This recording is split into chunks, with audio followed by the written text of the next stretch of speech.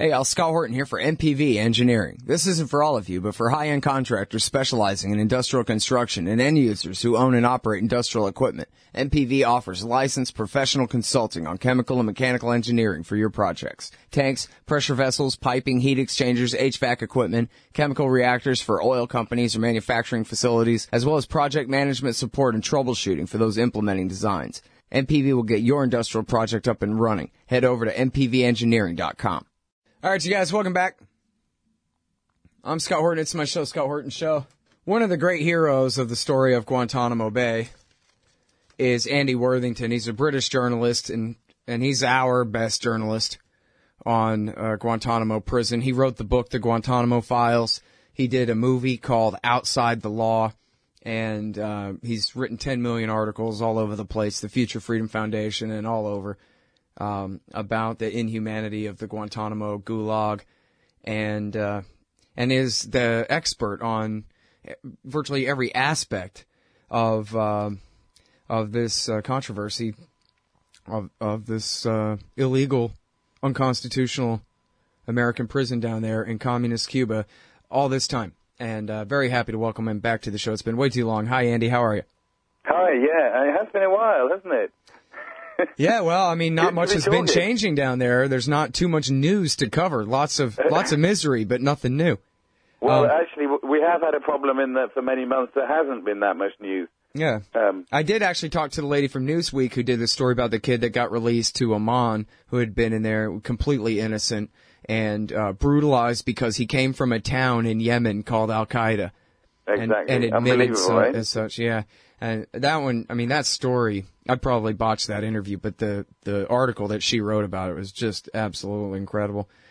But anyway, so we covered that, but other than that, there has not been very much. But now, today, there's really big news, and this is something that you have made a real project of yours, within the larger story of Guantanamo, and that is the man who's known as the last Brit in Guantanamo prison, Shocker Aamer. So tell us, who is he and what's the news?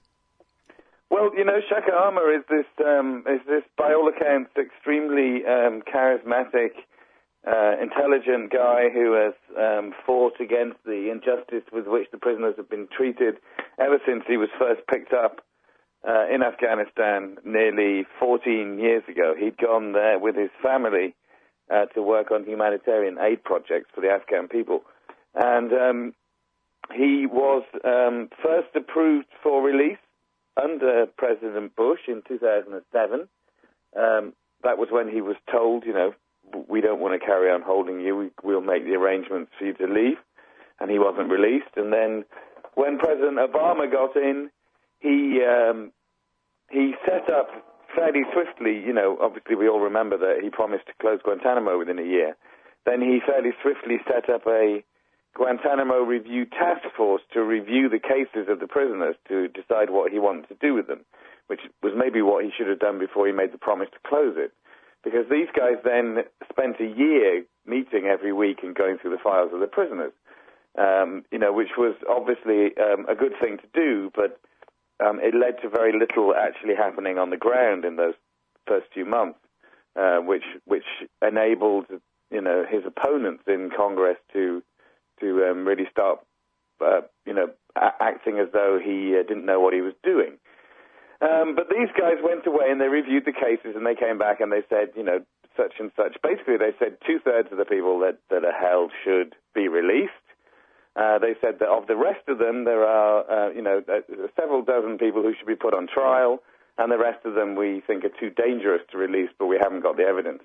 Bad news to have that thing kind of committed to print, that they actually said, we think they're too dangerous to release, but we can't prove it. But anyway, Shocker Aamer was in the group of men to be freed. And over the years, since the task force issued its recommendations, depending on how the ebb and flow of power within the U.S. establishment as to whether President Obama's been pushing for things or whether Congress has been pushing back, many of these men have been released. I mean, over 100 of these men that the task force said should be released have been released. And all the while, Shocker Aamer wasn't released, even though it's obvious to me that the United States' closest ally in the war on terror has been my home country, the UK. And here's Shaka Aamer, the last British guy there, still waiting while all the other British residents were returned. Yep. And, I talked with somebody at Reprieve. It wasn't Clive. It was, one of his assistants or associates there. But they talked about how Obama personally, I think on TV, had said to David Cameron, yes, I'm ordering him released to you, or, something very much along those lines, and how it looked to them like just simple insubordination on the part of the military, that they were refusing to comply with the president's order on that. What did you make of that? Well, what he actually, what he did was that David Cameron raised it with Obama in January, and President Obama said that he would prioritize his case. We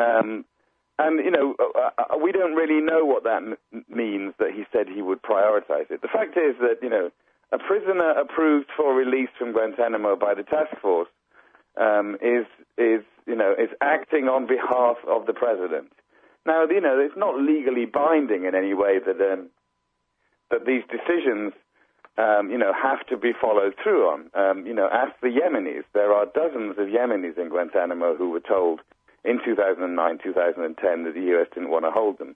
They're still held because the entire U.S. establishment is terrified of releasing Yemenis because they fear for this al-Qaeda offshoot in Yemen. And now, of course, with the country descending into hell, then, they're absolutely refusing to release any Yemenis. Now, the issue with Shaka Aamer was that here you have this high-level review board which had suggested that Shaka Aamer should go home.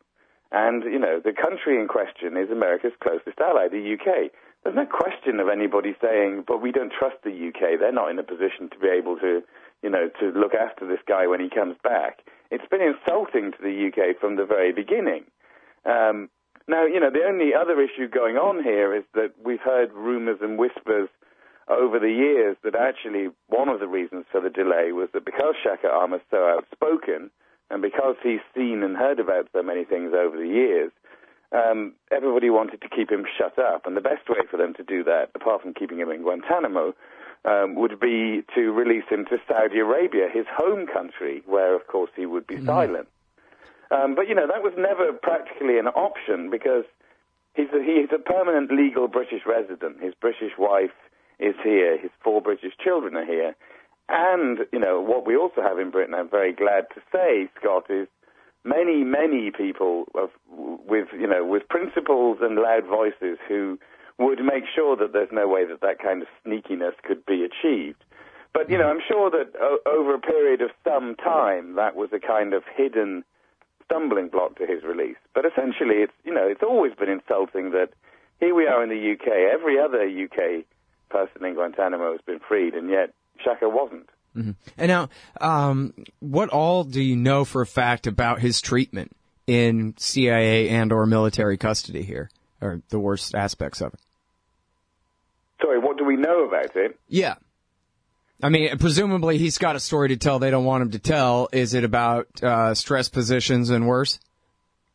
Well, I don't know exactly what it is. Over the years there have been stories about, he raised a case in the UK about how British agents were in the room when he was being, violently abused by the US authorities in Afghanistan, and I think, that's certainly true. Mm-hmm. There are other stories about him knowing about things that have happened that, the 3 men who died in Guantanamo, for example, in June 2006, that he was treated appallingly that night. The main thing that's happened to Shaka Aamer over all these years is that he's spent an enormous amount of time in solitary confinement because they've kept him, and it must be said every other prisoner who's capable of agitating in any way, separate from the rest of the prisoners to try and make sure that, that they don't cause trouble. And that's been the case with Shaka, that I don't know quite how many years he spent in solitary confinement, but a huge amount of time. Mm. And it's, I think, obviously a testament to his strength of will that he's, by all accounts, pretty much survived these many, many years on and off that he's been held in isolation. But, he's got a catalogue of physical complaints. And I'm sure, like everybody who's still there in Guantanamo after 13 years, the mental checklist isn't going to be so great either as to quite in what ways they're suffering. Well, there's this piece yesterday at Al Jazeera America by Joseph Margulies, who's a lawyer representing some of these guys, and he talked about how they published Majid Khan's book and how he's trying to get permission to publish Abu Zubaydah.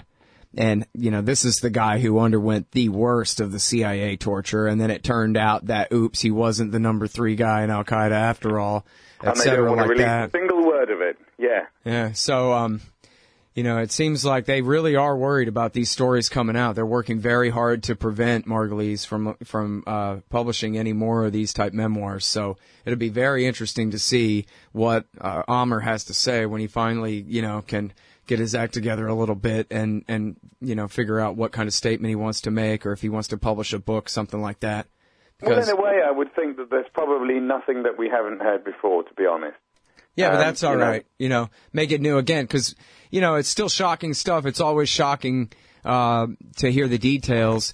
But now that the time has passed, in a way, it's a double-edged sword. They're like, yeah, that was a long time ago. But also, people are not so invested in identifying themselves with the American right who accomplished this, the Bush government and all their political acolytes. So maybe it's a little bit, easier now after a little bit of time to go ahead and say, hey, the law's the law, and I don't care if you really prosecute these guys. Whereas before, I think, you'd have had just too many American citizens, in on it, basically, in spirit with the Republicans and would want to defend them. So. Well, I think so much has come out. So much came out despite the redactions in the executive summary of the torture report. So, the issue, I think, is still, there's a book just come out by 3 former CIA chiefs and various other people. I don't know whether you've heard about this. I'm about to interview Phil Giraldi about the book next, because he wrote a review of it for the American Conservative. They're desperate to keep insisting to the public that what they did was legal and useful, when, it turns out that we've had absolute confirmation from the Senate Intelligence Committee that it wasn't legal and that it wasn't useful. So, what Shaka Aamer has to say, it's all part of that story. But what I find as time has gone on is that we know a huge amount. The case for the prosecution against these guys is massive, but nobody's allowing it to actually happen. Yeah. And, Shaka, this wonderful, eloquent man who's fought against the injustice and, refused to be beaten, I'm sure he has a fantastically eloquent tale to tell, but there will be nothing in there that will be, the smoking gun that will end up, getting Bush and his cronies in the dock. We have evidence. We have so much evidence, but nobody wants to act on it. Yeah. Yeah, no, that's true, but at the very least, it's moving the ball forward in terms of the narrative and getting more people to understand. Other Scott Horton, the heroic anti-torture human rights lawyer, has pointed out that, hey, man, don't be too pessimistic about the future. The truth is that there are a lot of torturers in the world who do end up being held to account, even if it's 10, 20, 30 years later. This does happen, and so the law is the law, and it will come back and bite you in the ass, even if your last name is Bush. At least it's possible. I don't know. That's a little optimistic for me, but, I could see maybe a case against some of the lawyers or some of the leaders of the CIA program, if not the principals, but anyway. Well, we have to hope, I think at some point, I don't think it's all going to go away, so I'm hoping that at some point there'll be a weak link. Yeah. Who, Yeah, I hope this guy, Shaka Aamer, gets out there with a nice British accent and gives a lot of speeches, Well, I think at the moment what I want for him more than anything else is to get out of there, because, of course, unusually the U.S. government has told the British government, and I think that's because at a high level the British government has been complaining about being snubbed by their American friends.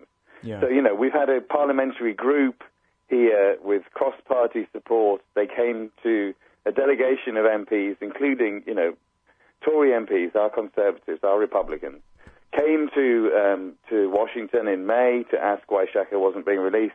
Then they wrote a very critical op-ed in the New York Times about how their treatment was a slap in the face for Britain. So, we've had this unusual notification, apparently, that, the U.S. government ringing up the British government and saying he's coming home. But from what we understand, it's the beginning of the 30-day process where Congress, insisted that they have the right to hear 30 days before a prisoner is released that a prisoner is going to be released. So he won't be back for several weeks. But this is great news, and it's so long overdue. Absolutely. All right, y'all. That is the great Andy Worthington. He's at andyworthington.co.uk. andyworthington.co.uk. Check out the movie Outside the Law, Stories from Guantanamo, and the book, The Guantanamo Files, the stories of 759 detainees in America's illegal prison. Thanks so much for your time again, dude. Hey, that's great to talk to you, Scott. Thanks very much. I sure appreciate it. Hey, I'll check out the audiobook of Lou Rockwell's Fascism versus Capitalism, narrated by me, Scott Horton, at audible.com. It's a great collection of his essays and speeches on the important tradition of liberty. From medieval history to the Ron Paul Revolution, Rockwell blasts our statist enemies, profiles our greatest libertarian heroes, and prescribes the path forward in the battle against Leviathan. Fascism versus Capitalism by Lou Rockwell for audiobook. Find it at Audible, Amazon, iTunes, or just click in the right margin of my website at scotthorton.org. Hey, y'all, Scott Horton here for Liberty.me, the social network and community-based publishing platform for the liberty-minded. Liberty.me combines the best of social media technology all in one place and features classes, discussions, guides, events, publishing, podcasts, and so much more. And Jeffrey Tucker and I are starting a new monthly show at Liberty.me, Eye on the Empire. It's just $4 a month if you use promo code SCOTT when you sign up. And hey, once you do, add me as a friend on there at scotthorton.liberty.me. Be free. Liberty.me. Hey, all, Scott here. If you're like me, you need coffee. Lots of it. And you probably prefer it tastes good, too. Well, let me tell you about Darren's Coffee Company at darrenscoffee.com. Darren Marion is a natural entrepreneur who decided to leave his corporate job and strike out on his own, making great coffee. And Darren's Coffee is now delivering right to your door. Darren gets his beans direct from farmers around the world. All specialty, premium grade with no filler. Hey, the man just wants everyone to have a chance to taste this great coffee. darrenscoffee.com. Use promo code SCOTT and you get free shipping. darrenscoffee.com.